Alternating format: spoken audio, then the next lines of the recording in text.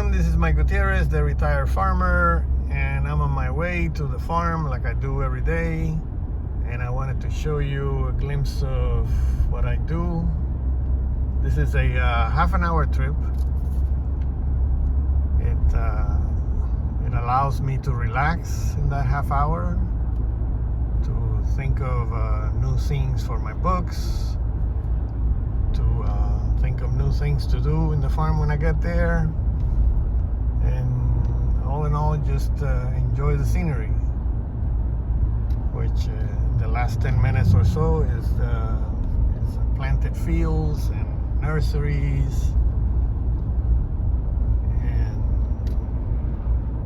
just vegetation and peacefulness. This is what the preppers would call a bug out destination. If everything in the civilization just turns to crap, I have a place to go and disappear. Although I'm not so off the beaten path either, because you just get to this light, make a right. There are still houses sprinkled here and there.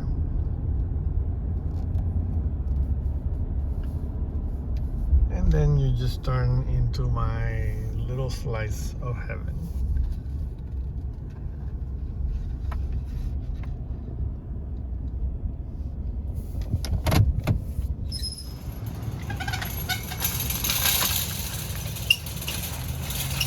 I have this I don't know what this tree is called, but super invasive, and it'll be almost impossible to turn out because it's a forest in itself. I have this area that is unused. I don't have figured out what to do with it yet, but there's the rest of it. The fight against the weeds is never ending. They want to take over everything and want to keep them back. These are some mamoncillo trees that I planted. I have a couple of more here. The avocado trees are very mature, but they were here. And they were very damaged the last time because they gave a lot of fruit and the weight broke a lot of branches. I actually still have trees with avocados in it, believe it or not. It's December 26th. I don't know if you can see them, but they're still up there. I have some chirimoya trees back there that I planted. I planted this caimito and these two lychees. And I planted a fence to kind of camouflage the tiny house. This is tiny house. It's I read somewhere that the metal enclosure blocks radiation and EMPs, so that was good to know. I'm sure I've given a tour of tiny house before, but it doesn't hurt to do it again. I usually open the doors to the containers so that you can have a view to the outside there. It's not much, but you don't need much. This is a longan tree. I basically planted it there because they grow really tall, really fast. And this will be a west exposure, so in the afternoons in the summer there will be some shade for the tiny house. That over there are my two storage sheds, and eventually I will finish the middle section so that I can park the truck under it.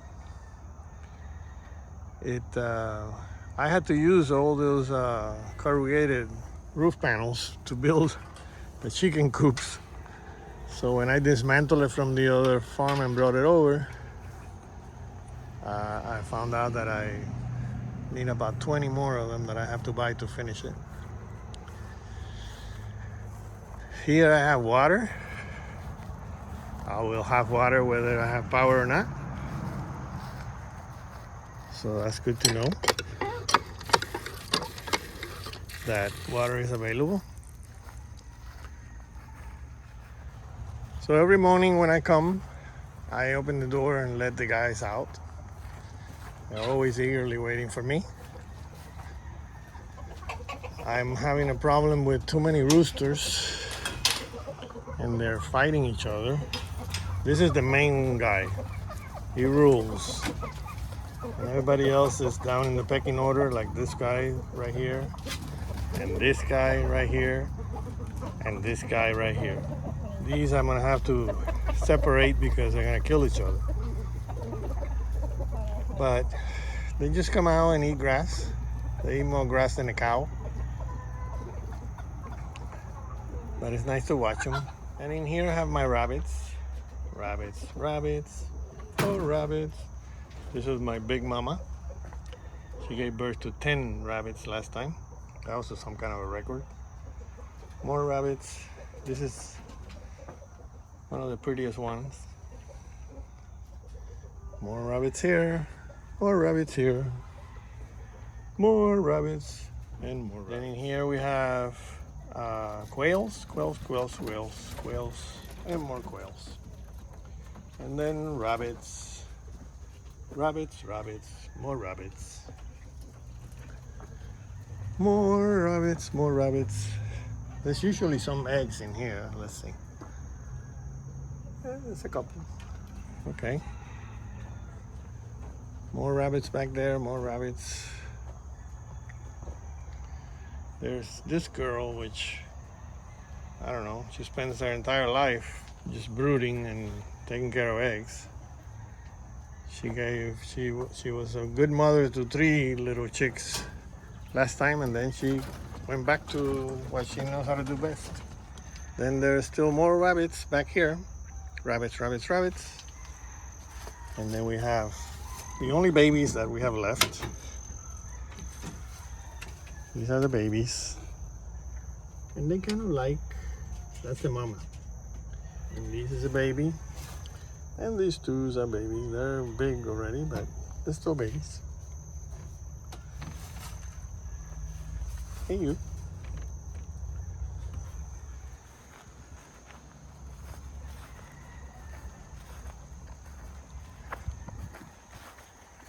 And in here I have my workshop, which is a big mess because I had to take out a lot of stuff from the other farm and just store it here. And in here I have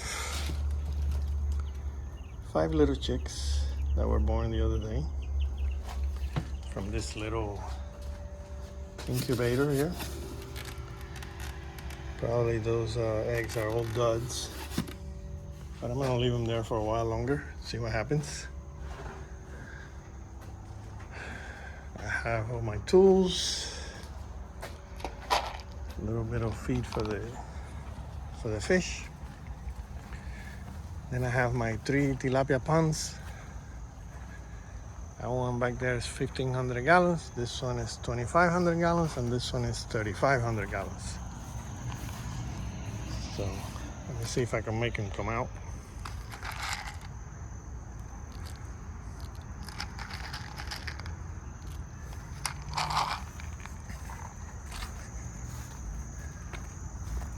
They usually wait until I'm gone, see?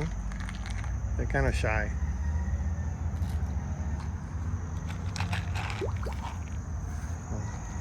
I guess these are hungry. And this was my grape orchard kind of thing. But this is not the time for it. This is the time to prune them actually, so I'm gonna have to prune half of that. And this is where the parents of all those tilapias are. I have a video where I showed how I put them in when they were like 1 inch long. There they go. I guess they're not that hungry. And this is my jaboticaba tree. This is one of my favorite fruits, but it's very hard to make them flower and fruit. I had them at the other end and I had to bring it here because I want to feed them with the water from the fish, which should have a lot of the stuff that they need.